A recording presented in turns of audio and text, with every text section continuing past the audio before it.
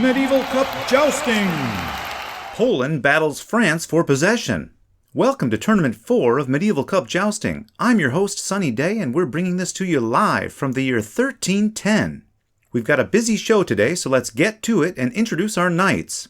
Our current Medieval Cup holder, Sir Kopek of Podhale, is back to defend his title for the Kingdom of Poland.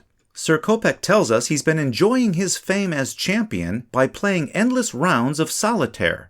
But will this solitary knight succeed in the joust once more?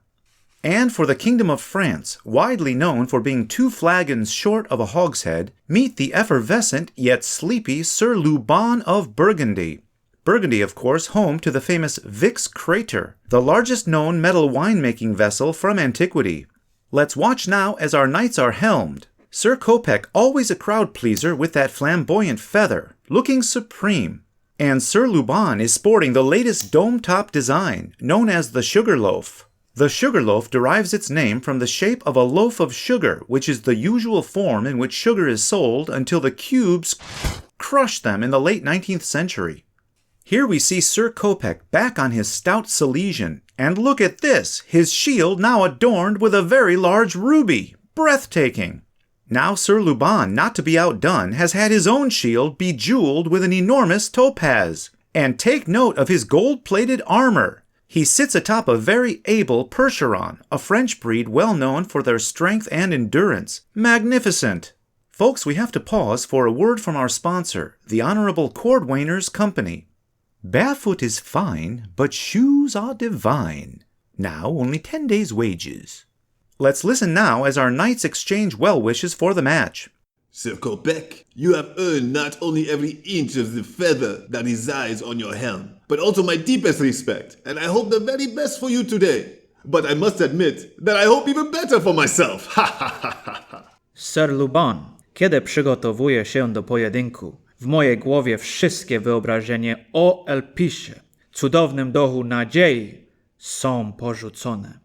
I pozostają tylko beznamięte losy. Ale dziękuję i życzę powodzenia. There you have it. As Sir Kopek so eloquently put it, all notions of Elpis, the Greek spirit of hope, are abandoned and only the passionless fates remain. So with that, let the joust begin. Joust 1. Kopek nailing Luban on this initial run, breaking his shield and sending him winging. That's 4 for the shield break, 3 for the unhorsing, 2 for the helm, and 1 for the ring, giving Poland a 10-1 lead. Joust 2.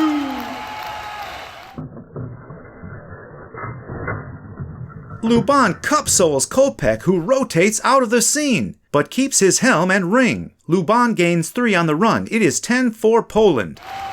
Joust 3. Both knights take a buffing but keep their helms, and Kopek also his ring. 4-3 Kopek, making it 14-7 Poland. Joust 4. Luban, closing the gap, keeps his helm while Kopek is high-skinned. 6-4 Luban, bringing it to 18-13 Poland. Joust 5.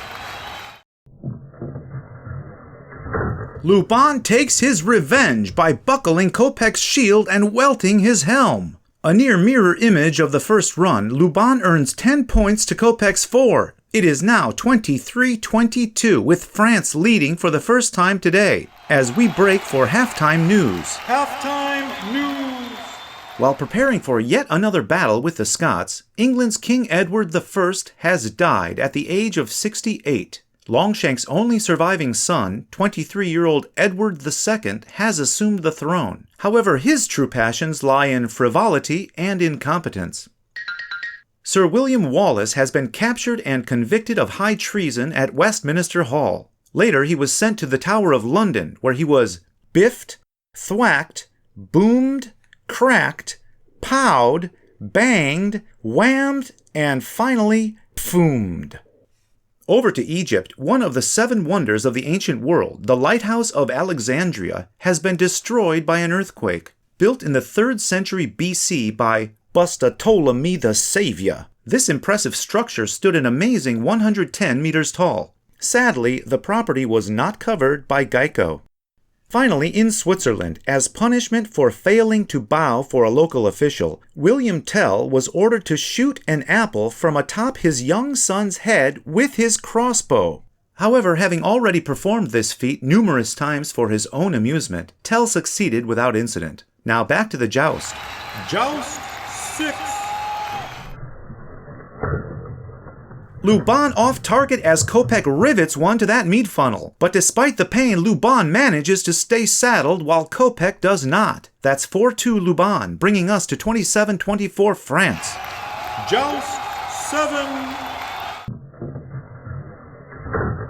Oh, both knights sockline, but Kopek keeps his helm, giving him a 2-point advantage, and making it 31-30 France. We're back to a 1-point game. Joust 8. Lances crossed and both knights get laced, but again Kopek retains that feathered helm, bringing us to 36-35 Poland now. Interesting factoids. Sir Kopek, an avid collector of art, has in his collection this famous Greek sculpture of Narcissus, the handsome youth of Greek mythology who fell in love with his own reflection. And for those folks watching from the future, this is your modern-day equivalent. Meanwhile, at home in his dilapidating chateau, Sir Luban's favorite pastime is sleeping. And here we see him in his pajamas, prepared for yet another nap. Joust 9. A 4-4 tie on this run with both knights unhorsed but keeping their helms. And we enter the final round at 40-39 Poland. Time and again the muse choose shoes. The Honorable Cordwainer's Company. Joust 10. Sir Luban pivots, heels, and high-tops Kopek, who takes a tanning and catches Luban's ring on his head. Humiliating! Luban scores 6 points to Kopek's 1 on this final run, making it 45-41, and Luban wins Tournament 4. Congratulations to the Kingdom of France and our new champion, Sir Luban of Burgundy.